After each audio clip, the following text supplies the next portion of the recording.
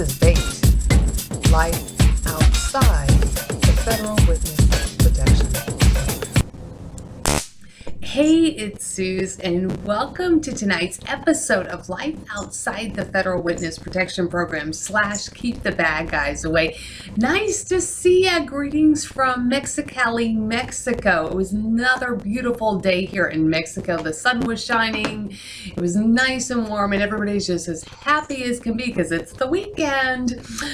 My goal today was to try to figure out if I could actually rent an apartment here. Like if I could find some place to live, because I can't live in my own country because I got all those assholes in that FBI terrorism task force, and I got all that damn negligence by the DOJ, by that stupid Eric Holder, that's our U.S. Attorney General. So I was trying to figure that out, and I was talking to this one guy on the street, and he goes around and he washes people's cars and stuff like that, and he was gonna take me down. Apparently there's a bunch of apartments and houses near the border, but it's down the way, and it's you gotta take a taxi there, and it's dude, you know what, I just can't. I got so many creeps. I've been kidnapped so many times. It's you know what, I just I just never know. So I was well, no, no thanks, I'll just wing it. And then I was trying to talk to a couple other people about renting in Mexico in general, how you do it, because apparently you need an estate agent, which would be the equivalent of a property manager apparently, unless of course you just know somebody and want to pick something out, kind of like the classifieds that we have in the United States. But I wasn't able to really get anybody to I was don't they have a real estate book like we have in the United States where it has all that, but I don't think anybody, I couldn't translate that effectively, so I don't think people really knew what I was talking about. But there's rentals here in this newspaper, so I saw that, and they've got a bunch of stuff for sale, and this Mexican newspaper as well. Don't ask me how to pronounce it, but I know that there's rentals in here, and man, you know what, you can definitely get a lot more bang for your buck, renting in Mexico than you can in the United States. And really, I could live in Mexico and still go work in the United States if I absolutely had to, if I still had to work as a nurse. But I mean, man, the value of what you can get in Mexico is so much better than the United States. But then here's the other thing I was thinking about. It's my own country is so corrupt. I can just foresee this. I can foresee me renting this cute little place that I saw for about $500 a month. I mean, gorgeous little place here, from this ad. I can just, 2 bedrooms, 1.5 baths, and it's got a terrace or a little patio thing, and it comes equipped with appliances and all that. $500 a month, air conditioning, all this kind of stuff. I'm wow, perfect. But then I can just see somebody like Eric Holder sticking the whip out, and all of a sudden all these assholes come in, all these damn FBI agents come in from the United States, in disguise. Somehow they get in, even if it takes them a couple months, and the next thing I know, I got this damn CIA, this Mark Moore asshole, busting through my damn door in Mexico. So I don't know, it's everything sounds good in theory until you think it through. It's see, here's the thing, when I've got corruption this high, I just never know what they're gonna do next. I mean, I don't know. I'm still maybe in as much as I would like to have a nice little apartment again, it just really might not be feasible. I had a beautiful apartment years ago.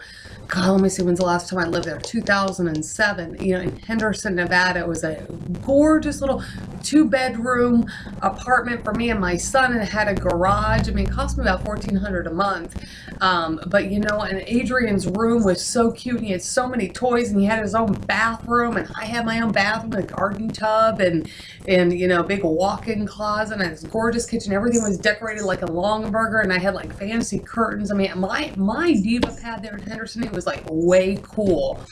But that got scammed in a whole little conspiracy, which appears to be even from, I don't know what to think about Attorney Randy Roski on that one. He told me to get the hell out of town. And then, him and his secretary, she and I took my apartment keys and cleaned out my whole apartment. You know what I mean? It's I mailed it to him, here, hold on to the keys. I mean, I don't know, I guess you could have my stuff since you're telling me to leave town. I come back, my whole apartment's cleaned out, and I can never get my stuff back from his old secretary, Sheena. So, I never really know what the hell to think about that whole damn thing. But at one point in my life, my son and I had a beautiful place to live in Henderson, Nevada, and it was just, and Adrian, he had like every toy that I could afford. Anything that I could afford, I bought for Adrian, and clothes and all kinds of stuff. I mean, he was dressed really, really cute.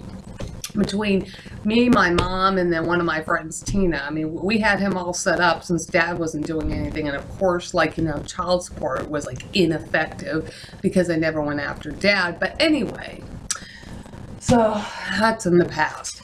But, you know, I don't know. We'll just have to see about the feasibility of me getting an apartment here in Mexico, if they'll even let me get one, because the DOJ, everybody in the DOJ, the FBI task force, and all those assholes and the CIA and everything have fucked up my credit so bad. You know, I might, you know, if I get anything in Mexico, I'd probably just have to pay it all cash and probably pay it a couple years out. So that's why I said it's going to have to be a work in progress. But anyway, okay, so get this. So Greyhound still has not reversed all their fraudulent charges from yesterday, you know, because they just can't seem to, you know, whatever, fix their own damn computer. But there's nothing wrong with my Aeromexico debit card because I've used it three times today here in Mexico after Greyhound in Dallas, Texas wouldn't take my card. Well, I mean, they took my card because they're taking my money. There's 2 fraudulent charges on it, but then wouldn't issue me my boarding pass or my ticket for the Greyhound bus. I mean, I'm just telling you, I just like, what in the hell am I going to do with America? But anyway, so I'm enjoying my last few hours here in Mexico, and I got to go back and fight all the assholes in the United States tomorrow. And that's always a challenge because I'm sure there's going to be like a whole trail of assholes the minute I get through customs, you know, tomorrow. Just because that's how I know that's what I know how this FBI task force works. And it's like, that's what they do. They're just like waiting for me to come across the border, and then they're just going to go, yeah, you know. But, you know, it's like I just do the best that I can do, you know, and if anything happens, I'll just come running back. I mean, you know, whatever. In my situation with my whole family missing, I can only do the best that I can do. And so anyway, that's tonight's episode of Life Outside the Federal Witness Protection Program / Keep the Bad Guys Away. Now, be careful in the United States. There's real criminals and terrorists out there, ones that the FBI knows about and intentionally does nothing about except, like, you know, enable them and play games with them, you know, because, like, the FBI has to have something to play with. So anyway, that's tonight's episode. Keep your stun gun handy. I'll see you next time back in America, unfortunately. Have a good one.